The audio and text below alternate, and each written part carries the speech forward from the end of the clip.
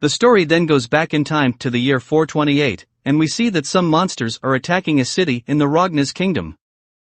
The woman we saw in the beginning named Therese Resurrection then states that waiting for Shadrach and the others isn't an option.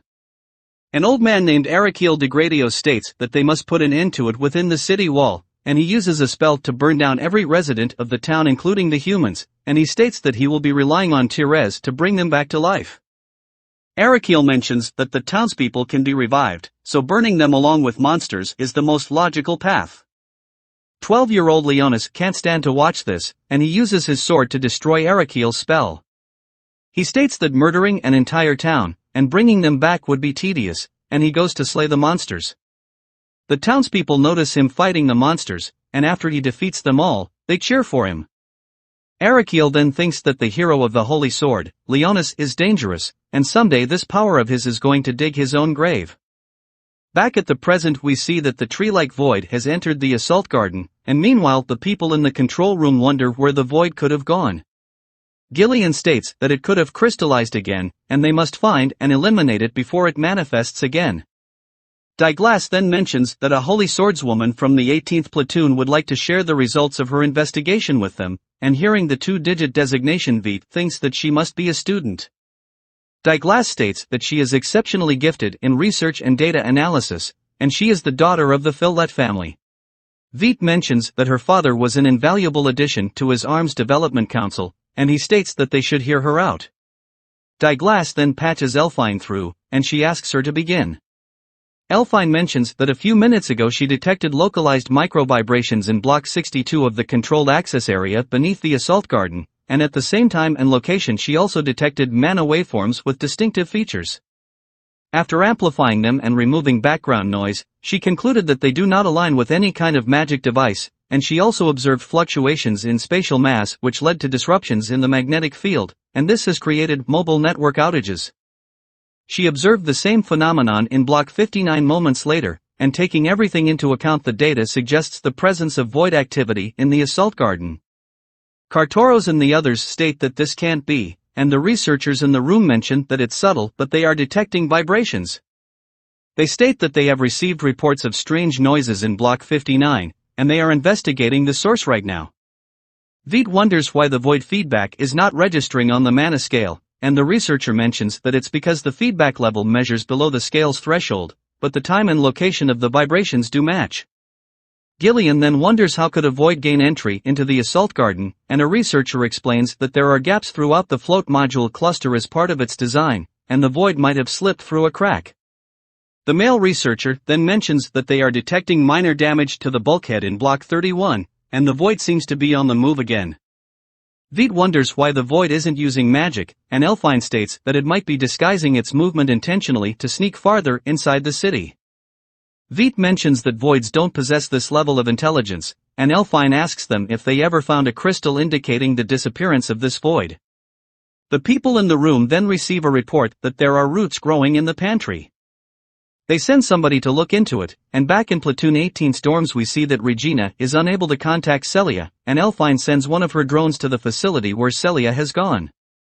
Regina then asks Elfine if voids have invaded the city, and Elfine states that she hopes that there aren't too many of them. She tells them to be ready to move out, and we find out that Sherry has disappeared from her workplace. Meanwhile at the restaurant we see that the children are having lunch, and one of them named Dean asks Leonis if he can see his holy sword. Tessera states that Dean shouldn't bother Leonis like this, and she states that she thinks that it's cool that Leonis can wield a holy sword. A team of soldiers then arrive at the pantry, and they ask for further orders. The roots there become active, and they go on the offensive, and the soldiers return fire. Baldur states that they should issue an evacuation alert as soon as possible, and Kartoros tries to reach the commander, but he is unable to do so. Gillian mentions that there is only one target so they should be able to deal with it themselves, and Baldur calls a board meeting to get the preparations underway. The video feed from the pantry then gets restored, and they find out that the void has managed to escape. Gillian wonders what this thing is, and he states that void attacks are supposed to be brief and isolated. The researchers then notice the route that the void is taking, and they find out that the void is heading towards the power plant. Elfine states that if this void is a void lord, and it manages to access the massive reserves of energy in the power plant, then it could trigger a stampede. Kartoros then tells everyone to protect the power plant, and Gillian mentions that they have a robust intercept system in the power plant, and he also sends his men there. The Void then enter the power plant, and the defense system there activates, and it shoots the Void. The soldiers also shoot the Void, and meanwhile Kartoros issues a command to shift the assault garden into fortress mode, and evacuate the citizens into the shelter, and prepare military personnel for a stampede. Everyone understands, and Gillian mentions that he will set up his command post in the command room, and he asks Douglas to stay here. The scene then cuts to the children in the restaurant asking Leonis to show them his holy sword, and Celia states that Leonis should give them a peek of it, as the kids are asking so nicely. Leonis then mentions that he will treat these kids to an even more spectacular performance, and he makes some of his tiny skeletons perform some tricks. The kids are disgusted seeing the skeletons, and meanwhile the soldiers are still firing at the Void. The intercept system in the power plant room has been destroyed, and the Void then makes contact with the power plant. The soldiers stop firing as they are afraid of hitting the power plant, and the Void sucks energy from the power plant. The city then goes on an alert, and Celia notices that the assault garden is undergoing a mode shift.